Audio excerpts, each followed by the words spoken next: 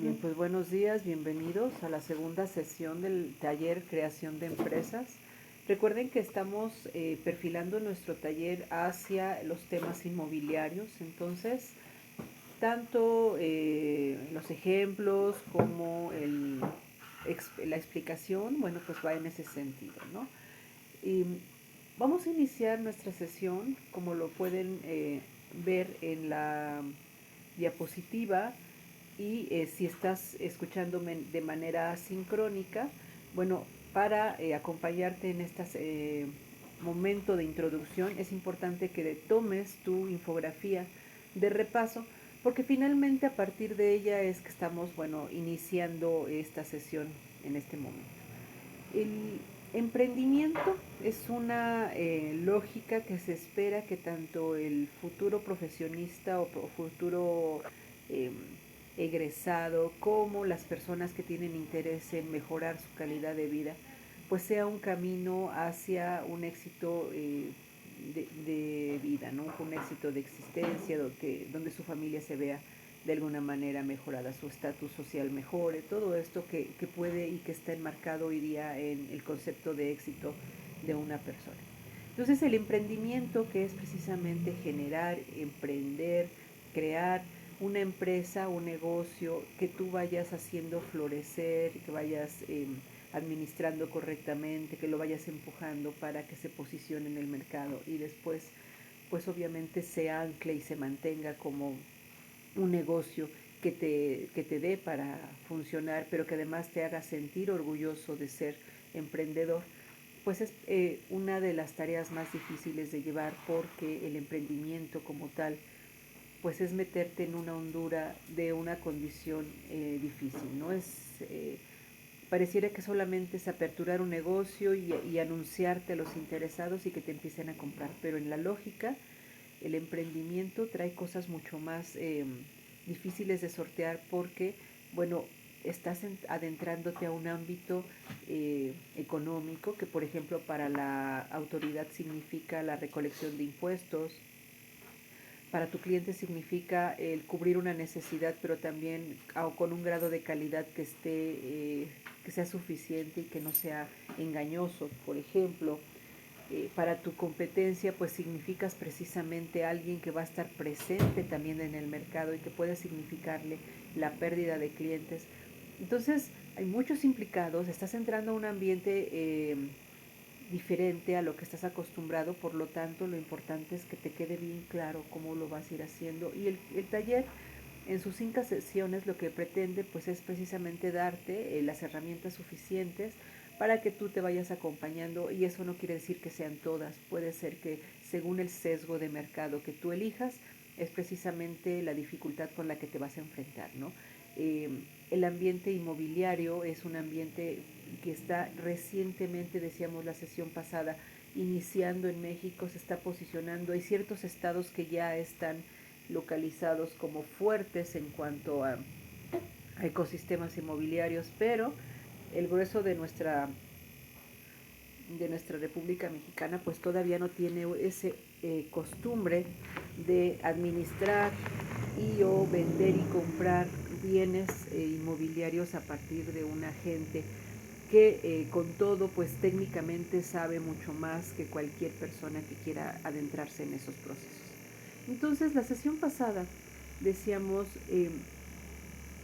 lo que tienes que hacer en primera instancia pues es visualizar el entorno que va a constituir tu ecosistema de movilización.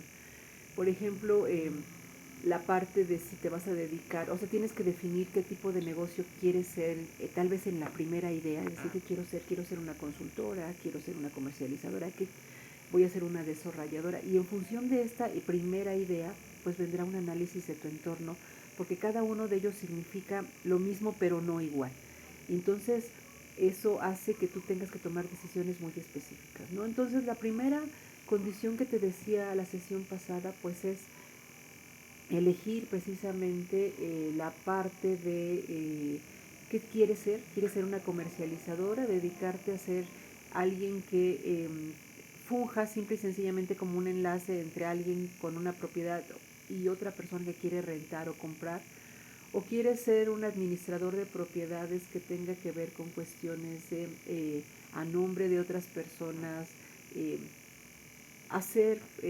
circuitos de renta de estos inmuebles y mantener esa relación en el plano formal y lo más sano posible, o quieres ser un consultor que finalmente ayude a alguien a encontrar propiedades a partir de ciertas necesidades y características, o te vas a meter en una relación de apoyo y trabajo sinérgico con constructoras para ser una desarrolladora, o por último vas a dedicarte a la parte de mantenimiento de inmuebles, que también es muy socorrido porque hoy día vemos grandes crecimientos de inmuebles que requieren que pues se mantenga limpio, se mantenga funcional, se mantenga seguro, y entonces esto hace la condición muy muy interesante. Entonces, en ese sentido, bueno, pues es la primera elección. Y la segunda fase, vemos en nuestra diapositiva, pues tiene que ver con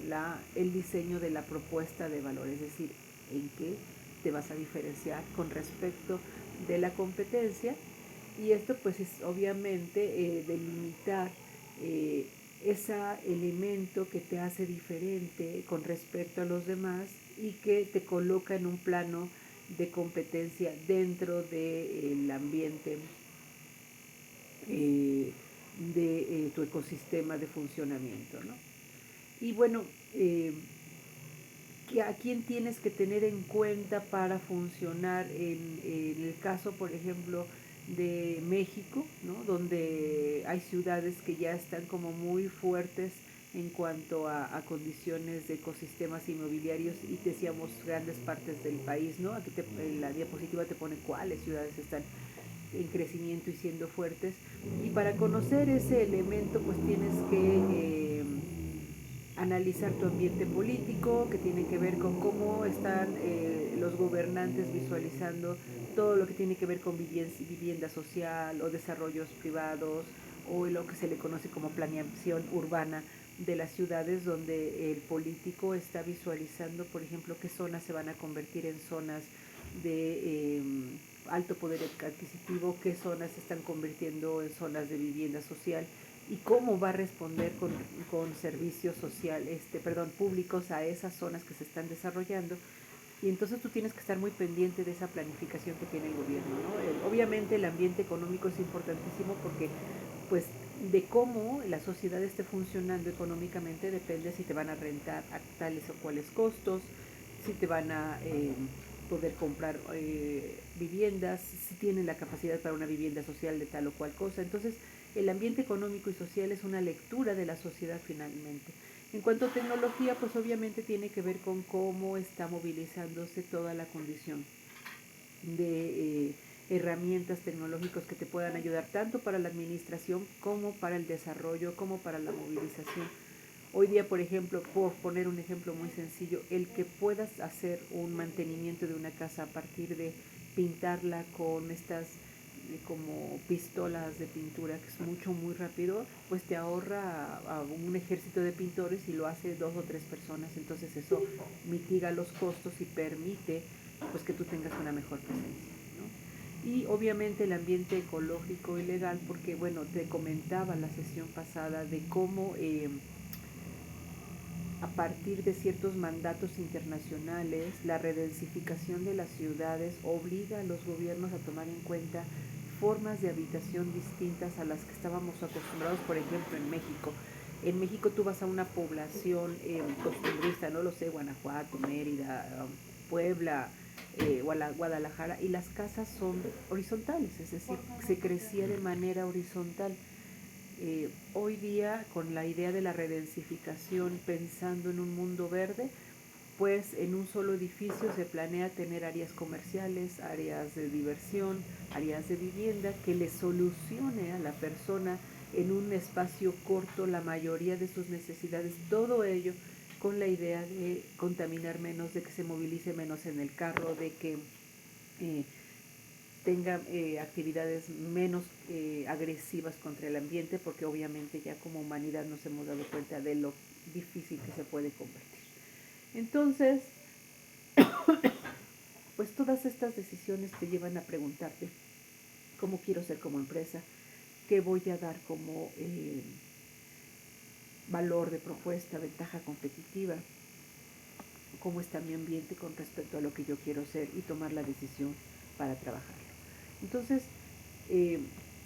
esto cuando ya te lleva a una idea central de qué quieres ser, de qué tipo de empresa estás visualizando, entonces viene una situación que en sí misma se documenta en los ambientes empresariales que puede constituir la parte más perdón, la parte donde el emprendedor se ve con mayor dificultad, y esto por lo siguiente. Eh, la mayoría de los países, y obviamente México no es la excepción, siempre va a visualizar la parte de la importancia que tiene el formalizar la empresa, el emprendimiento, a todo lo que tiene que ver con cuestiones fiscales, con cuestiones de elección de marca, con cuestiones de un local visible, o si no es visible, una dirección fiscal que le permite a la persona localizar a esa empresa y que le dé seguridad de su inversión. Es decir, toda una condiciones que se le conocen como formalización o legalización de una empresa es el paso siguiente que elegí, que a veces la empresa no lo toma como el paso siguiente. Realmente la mayoría de las empresas lo que hacen es tener clara la idea de negocio que tienen, o por lo menos mucho más clarificada, como lo veíamos con la sesión pasada y la infografía que acabamos de hacer repaso. Y una vez que tiene definido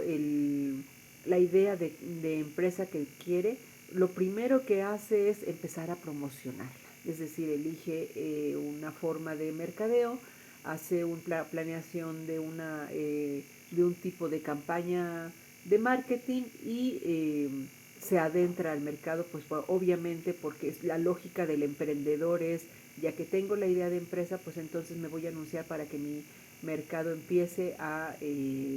solicitarme, a buscarme y yo empiece a vender. O sea, la idea es, quiero vender, necesito que ingrese dinero inmediatamente, no voy a ver otra cosa que no sea eso. Y puede ser que sea el error más difícil porque en el Inter, por ejemplo, puede no haber pensado que un consumidor pueda comprar el producto y le pida una factura. Y obviamente el hecho de que este cliente le pida una factura, pues hace que este emprendedor necesite vérselas muy deprisa y a bote difícil con Hacienda. Es algo que no tenía planeado, pero como de momento se alocó, podemos decir así, ingresó al mercado y empezó a funcionar, y no se puso a pensar que los clientes le van a pedir facturación. Y entonces para emitir una factura pues hay que estar legalmente constituido, y entonces vas para atrás, o sea, literalmente es como si retrocedieras. Entonces, por eso es que yo elijo para la segunda sesión la idea de que antes de que tú te puedas comercializar, pasa por las etapas de construcción formal de tu empresa. O bien puedes llevarla de manera paralela, pero no es el consejo, sobre todo cuando tienen que ver con cosas donde el cliente va a necesitar cierta seguridad legal. Es decir, en el traspaso de una vivienda, o si tú eres un desarrollador y generas un contrato de compra a plazos donde la persona se está comprometiendo a pagar por muchos años una propiedad que se le fue fue adquirida vía ciertas instituciones legales. Todo esto, movilización, necesita que tú seas una empresa debidamente constituida, porque si no lo eres, pues no eres confiable, las instituciones no te van a tomar en cuenta, y tampoco hay manera en que tú protejas a tu comprador de manera legal, y tú mismo te protejas, porque cuando hay un contrato de por medio, vincula legalmente a las dos personas, y eso genera que las dos personas se comprometan y se protejan bajo este esquema de legalidad. Así que construir hoy día una empresa inmobiliaria debe llevarte a un ambiente de formalización que te permita, pues obviamente, mayor seguridad, una destreza mucho más favorable a nivel de gobierno, a nivel de consumo, a nivel de mercado, a nivel de competencia, el que tú, no, hoy día fíjate que no necesariamente requieres un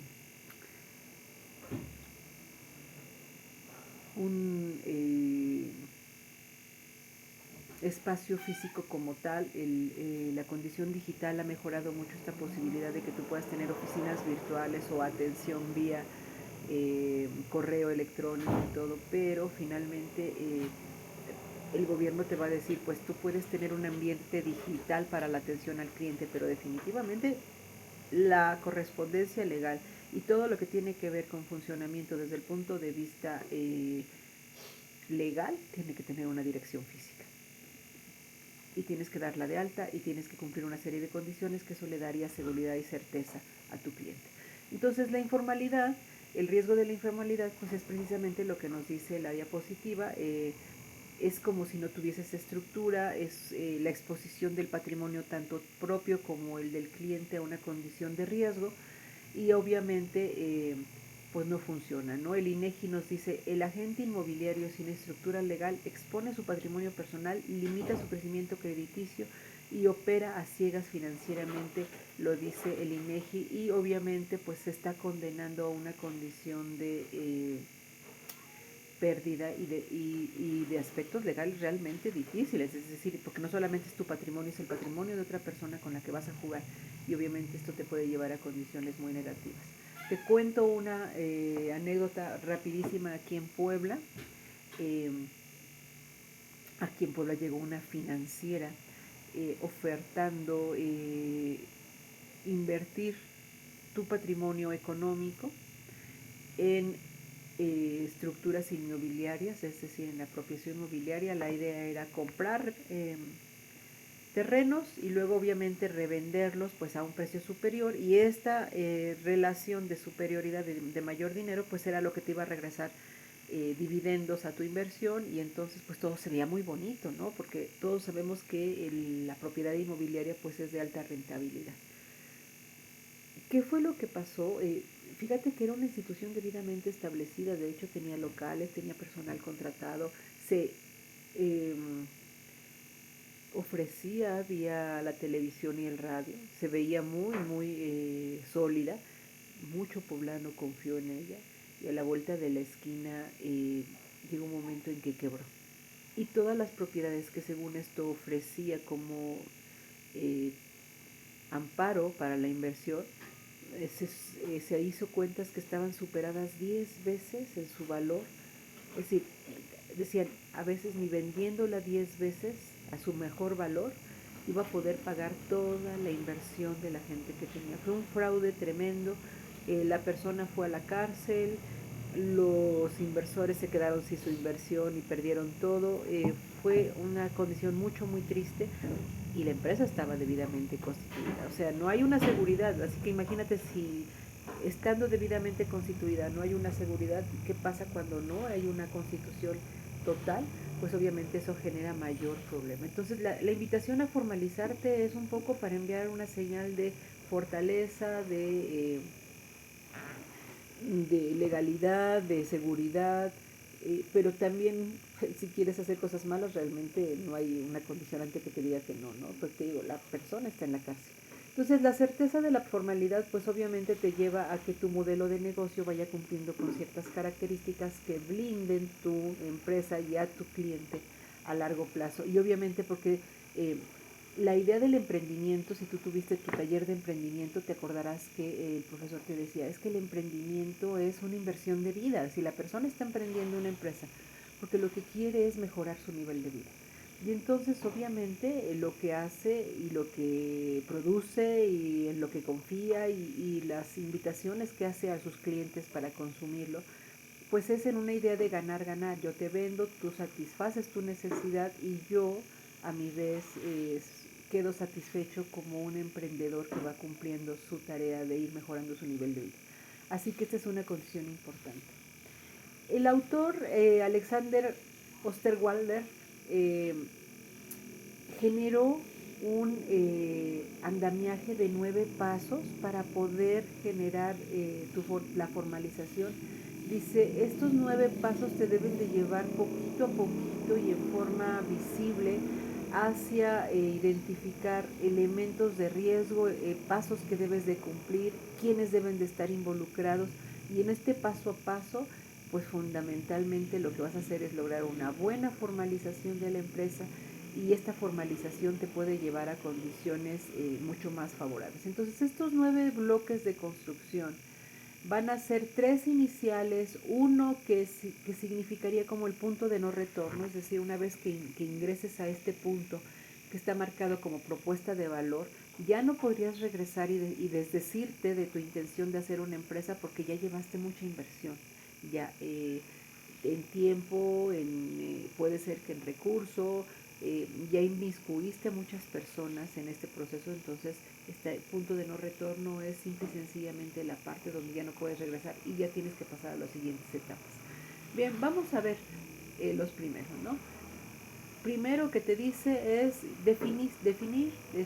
si vas a tener socios, brokers, desarrolladores, vas a estar, te vas a asociar a la Asociación Mexicana de Industria de las Empresas Inmobiliarias, es decir, quiénes van a ser tus asociados directos e indirectos y cómo vas a tú a posicionarte dentro de esta asociación. La siguiente es generar actividades definidas, empezar a pensar de intermediación, de gestión legal y de marketing, quiénes van a ser las personas que te van a acompañar. Es decir, vas a contratar un buffet para que te haga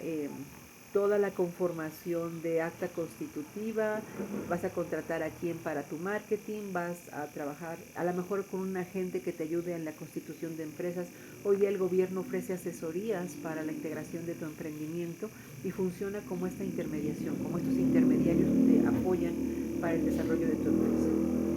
Y bueno, la otra es definir recursos, licencias de todo tipo, qué tipo de recursos, por ejemplo, vas a utilizar en redes, en software, cómo vas a definir tu marca, es decir, ya ir planeando y pensando todas estas cosas para tenerlas bien definidas. Entonces, socios, eh, personas que te van a acompañar en la legalización, desde la cuestión legal, marketing y si vas a recibir asesoría. Y la otra es con qué recursos empiezas tú ya, por ejemplo, a sacar tu licencia de funcionamiento, depender especificar cómo te vas a mejorar en cuanto a software y redes, y obviamente la definición de tu marca, quién vas a ser,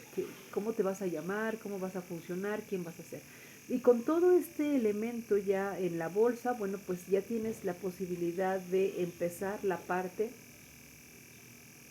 de propuesta de valor, donde, bueno, fundamentalmente haces la definición jurídica de tu empresa, ¿no? La constituyes legalmente, la llevas al registro frente a notario, y esto pues obviamente ya te está constituyendo como una empresa que desde el momento en que el notario te visualiza como una figura legal,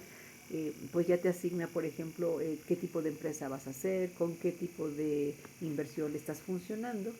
y entonces pues ya no puedes regresar porque ya estás legalmente constituida, y con este elemento ya puedes ir frente a el SAT o frente a la Secretaría de Economía para poder tramitar, por ejemplo, el registro de tu marca. Entonces, es un punto de no retorno porque es fundamental. De ahí, bueno, pues debes de definir qué tipo de instrumentos vas a utilizar para tu administración, como los CRM, qué tipo de canales vas a utilizar para empezar a proyectarte, qué segmentos de compradores vas a localizar para poder funcionar, que va a ser tu ecosistema de compradores. Y eso también te debe de llevar a un análisis de costo-beneficio, cuánto dinero necesito para cubrir todos estos 7 pasos anteriores y con qué ingresos los pienso comprar. Es decir, los 6 pasos anteriores, definir costos, establecer actividades, determinar recursos necesarios, tener muy claro en qué momento ya se convierte en una empresa legal, la relación con la que vas a funcionar hacia el interno, o sea, todas tus herramientas, los canales que vas a ocupar y la definición del segmento de mercado. Todo esto es inversión, por lo tanto son costos que fundamentalmente debes de planear Y lo más importante es que estos costos deben de ser planeados en función de dónde vas a capitalizarlo, porque no todo puede ser inversión inicial, es decir, la mayoría de emprendedores dicen, necesito una cantidad de dinero para instituir mi empresa. Sí y no, porque finalmente hay esquemas de crédito en los bancos, hay también apoyo por parte del gobierno de fondos de financiamiento que funcionan como un crédito, es decir, tú sacas este fondo y lo pagas poco a poquito, o bien hay un esquema en los gobiernos que se llama fondo perdido, que lo que hace el gobierno es establecer un esquema de crediticio para ti, pero no se lo regresas, es como si te lo regalara, ¿no? Como si te dijera, doy este dinero para funcionar y pues ya no me lo regreses, ¿no? Se llaman fondos perdidos, que son muy raros, pero sí existen todavía. Entonces, esta capacidad pues te llevaría a tener una condición de saber como para dónde vas a funcionar, ¿no? Como para dónde tú vas a ir cubriendo tu dinero para ir empezando a funcionar. Bien, ya que tienes la idea de los pasos y de las herramientas y las cosas que requieres para funcionar, lo siguiente que viene es la pregunta fundamental, que también es parte de la dificultad de ser emprendedores: ¿de dónde voy a sacar dinero para trabajar? Es decir, ¿cómo va a fluir el dinero para que yo pueda financiar pues esta idea de negocio que tengo, ¿no? Entonces, las fuentes de ingresos, definir fuentes de ingresos parciales y totales, que obviamente van a ir en crecimiento desde el momento en que inicias y poco a poco se van a ir fortaleciendo conforme te vas haciendo maduro como negocio, pues es dinero que debe de fluir y que obviamente te va a dar esa capacidad de pagarte todo lo que son los costos de funcionamiento, los fijos, ¿no? Ya sabes, agua, luz, teléfono, sueldos, si es que tienes a alguien trabajando, pero también costos indirectos que te pudiesen surgir de momento y que tienen que ser pagados porque son cosas que requieres para el funcionamiento, ¿no? Por ejemplo, el pago del diseño de tu marca no es un costo fijo, porque lo vas a pagar una sola vez, te van a diseñar una sola vez tu marca y obviamente vas a devengarlo inmediatamente. Son costos no fijos, son indirectos, son costos aplicables al negocio y que pues tienes que desembolsarlo a veces de una sola vez y es muy caro, ¿no? O el pago de una licencia, que no son fijos, porque recuerda que tu maestro de administración y contabilidad te decía que los costos fijos mes con mes vas a tener que pagarlos independientemente de la cantidad que signifique, es decir, la luz la vas a pagar cada bimestre, pero el monto pues va a variar según tu consumo. Lo mismo pasa con el teléfono o los sueldos, pareciera que pudiesen ser constantes, cada mes vas a hacer, tu nómina va a ser igualita, pero no necesariamente, porque si alguien falta o alguien le descuentas por alguna razón, pues entonces ya la nómina va a variar en monto. Así que el concepto es el que cada mes o cada bimestre va a estar constante, se tiene que pagar.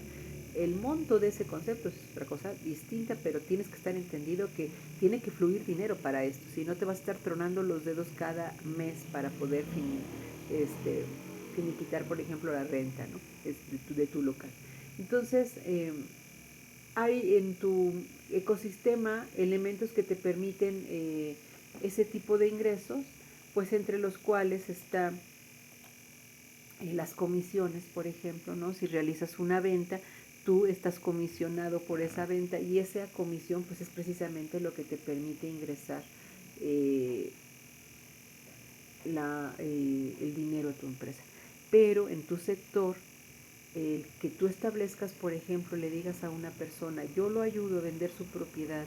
y del costo total de la venta, o sea, del ingreso que se tenga de la venta, yo voy a descontar el 5%, porque esos serían como mis honorarios por haberle hecho el favor de ayudarle a encontrar un buen comprador con una buena capacidad de pago. El problema es que tú no puedes establecer la cantidad de comisiones que vas a cobrar por tus servicios. Esto tiene que quedar muy claro desde la legalización de tu acta constitutiva, porque si te das cuenta, aquí nuestra diapositiva nos dice que en México es necesario formalizar el nivel de comisión que vas a utilizar frente a notario. De esta manera no puedes movilizarlo cada vez que a ti se te ocurra, es decir, este mes vamos a cobrar el 3, el que viene el 4 y el que regresa o el que sigue le voy a cobrar 2. O sea, no puede ser así, no. Puedes establecer un rango, pero no indiscreto, o decir, y el mes de julio, como se me hace muy operativo, porque hay mucha gente que sale de vacaciones y quiere una casa en renta, entonces les voy a cobrar hasta el 10% sobre mis servicios. Eso no puedes hacerlo. O sea, la ley te dice, tienes que tener muy claro que cuando quieres establecer comisiones, yo como regulador social tengo que estar en conocimiento de estas comisiones para decirte si va o no va dentro de los esquemas de equidad de precios. La otra es que ingrese dinero por administración de inmuebles, que obviamente pues esto es muy rentable, porque obviamente estás invirtiendo solamente el tiempo en cuestión de verificar que las cosas sucedan y dejar que el inmueble pues tenga su vida hasta cierto punto propia, ¿no? Entonces ahí puedes ingresar hasta 8 y 10% del valor de la propiedad, o bien establecer un costo por mes que te parezca suficiente por tus servicios de administración, que no necesariamente tienen que ver con cuestiones de limpieza y mantenimiento. Puede ser que sea administración, mantenimiento y cuidados, o bien solamente sea la administración o solamente sea el mantenimiento, depende de cómo tú estés hablando. La otra es que si, por ejemplo, eres un administrador de propiedades, pues o tienes propiedades propias de tu empresa y las rentes, pues obviamente el ingreso que entra por estas rentas, descontando los costos fijos, quedarían las utilidades, pero fundamentalmente, primero que nada, tienes que cubrir los costos de producción. Y si te dedicas a la consultoría y a la evaluación de propiedades, pues obviamente un porcentaje del avalúo o de la asesoría que tú des con respecto a la propiedad se te paga como honorarios por consultoría. Por ejemplo, el que te llamen para verificar eh, que cierta propiedad, por ejemplo, es efectivamente un inmueble cultural y todo, y que tú hagas esa investigación, pues te lleva a un costo que te deberán de pagar por esta actividad de consultoría y evaluación. Entonces, ¿de dónde va a fluir el dinero? Ojo, primero es qué requisitos y después de dónde los voy a financiar. Esta es una lógica de empresa, los empresarios así lo hacen, primero planean sus actividades, ven sus metas que quieren y junto con eso paralelamente empiezan a preguntarse cómo voy a financiar esto que yo quiero lograr. Entonces lo que te estoy estableciendo pues es una idea muy común que se utiliza en empresa, que tiene que ver con la presupuestación. Es decir, tú presupuestas en el sentido de, por un lado, determinas en qué vas a gastar y por otro lado presupuestas porque determinas de dónde va a salir el dinero para sostener estos gastos y que, bueno, no terminen costándote la empresa, porque obviamente lo que tú quieres es utilidad, pero antes de pagar la utilidad tienes que pagar los costos de producción. Bien, dice aquí, hay cierta anatomía de operación pues que te lleva a digamos a la utilidad, pero en ese inter tú tienes que tener muy claro en el caso de tu mercado que hay elementos que debes de cubrir antes de recuperar las utilidades. O dicho de otra manera, en el primer año de funcionamiento de la empresa, los estudios establecen que la mayoría de las empresas no recuperan la inversión. Inclusive el gobierno ha establecido políticas de cero impuestos en el primer año de las empresas para permitirles que este primer año las empresas como quiera puedan recuperar un poco de la inversión que están haciendo al generar su empresa. Entonces hay una cierta subsidio por parte del gobierno de decir no me pagues un año impuestos y con esto, bueno, te estoy apoyando para que tú puedas recuperar tu inversión y empezar a pensar en utilidades. Hay otra posibilidad de que la empresa no esté tan contenta con la parte de el financiamiento de los costos. Entonces puede hacerlo, por ejemplo, bajo el esquema de ir prorrateando a través de un crédito los pagos, es de dónde voy a sacar el dinero para ir pagando estos costos, pero definitivamente no puede dejar de hacer el pago de costos porque esto lo llevaría a una cuestión difícil. Entonces el ejemplo que te pongo es que si tú, por ejemplo, rentas o vendes una propiedad, pues va a haber una serie de descuentos antes de llegar a las utilidades, que es el descuento por los impuestos, el descuento de los gastos de publicidad y el descuento de los gastos notariales, por ejemplo. Son descuentos de gastos que sí tienes que hacer, que tienes que realizar. Y una vez que hayas pagado todo esto, entonces podrás pensar en utilidades. Y a veces, como bien te explicaba, si estás en el primer año de funcionamiento, las utilidades van a ser muy mínimas o no existen. Y inclusive el gobierno te permite que el primer año declares con ceros tu declaración de ISR y de IVA y todas estas condiciones, con la idea de no he tenido ingresos, o sea, estoy recuperando la inversión, estoy recuperando el dinero que necesito o que invertí de primera instancia para crear la empresa, pero no estoy recuperando utilidad. Y entonces el gobierno tiene este esquema de apoyo, pero es solamente el primer año de funcionamiento. Al siguiente año tienes que demostrar una mejoría. Puedes declararte todavía en ceros, pero tienes que mostrar una mejoría de ingresos,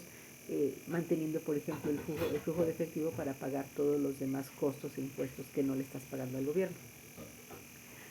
De manera que si tú ya vas en tu tercer año y sigues queriendo decirle al gobierno que no tienes ingresos, que estás solamente trabajando con los costos, pues la primera pregunta del gobierno es entonces ¿para qué tienes un negocio que no, del cual no estás obteniendo ninguna utilidad? Ya es el tercer año y sigues con utilidad cero, ya no te la van a creer.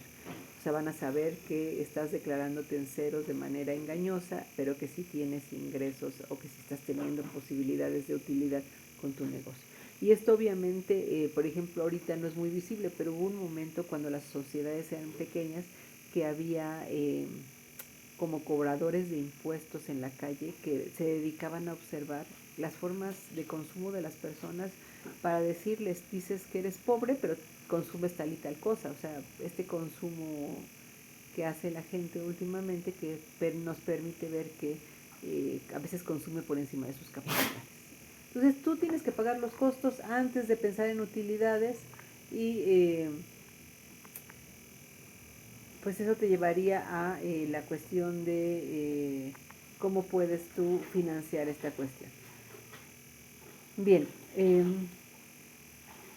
antes de continuar, me gustaría trabajar contigo todo lo que es un video de una persona que nos va a llevar paso a paso y que de alguna manera va a explicar esta parte de la integración de la empresa desde el momento en que hay que asimilarla, hay que especificarla como una personalidad jurídica. Es, por ejemplo, definir si vas a ser una sociedad anónima o si vas a ser una sociedad de responsabilidad limitada o si vas a ser qué tipo de sociedad vas a ser. Entonces, para esto, bueno,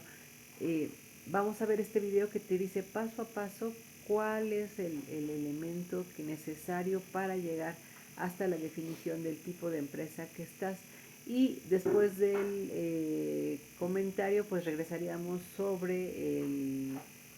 los datos de Hacienda, de qué requieres para hacer frente a Hacienda un negocio legalmente constituido. Entonces vamos por este video. Si estás trabajando de manera asincrónica, bueno, te dejo el video en la área de la materia, ahí podrás consultarlo, este video de cómo se crea una empresa, qué requieres desde el punto de vista mexicano. Esto es muy importante, no es un video que tenga que ver con la creación de empresa en cualquier parte del mundo. Todos los países tienen diferentes formas de hacer empresa